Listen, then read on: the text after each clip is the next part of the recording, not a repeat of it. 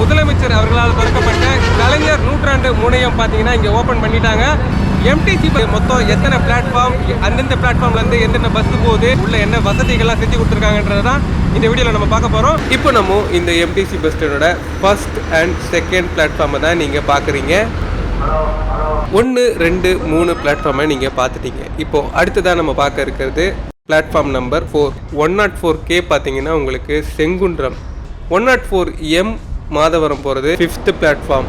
அடுத்ததாக நீங்கள் பார்க்க இருக்கிறது 6th பிளாட்ஃபார்ம். இந்த 5th and 6th பிளாட்ஃபார்மில் உங்களுக்கு எம்ஜிஆர் கோயம்பேடுக்கு உண்டான பஸ்ஸஸ் தாங்க அவைலபிளாக இருக்குது. அடுத்ததாக இப்போ நீங்கள் பார்க்குறது 7th பிளாட்ஃபார்ம். இந்த பஸ்ஸு பார்த்தீங்கன்னா உங்களுக்கு தாம்பரம், கிண்டி, மயிலை, மெரினா வழியாக பிராட்வே வந்து ரீச் ஆகிற பஸ்ஸுங்க.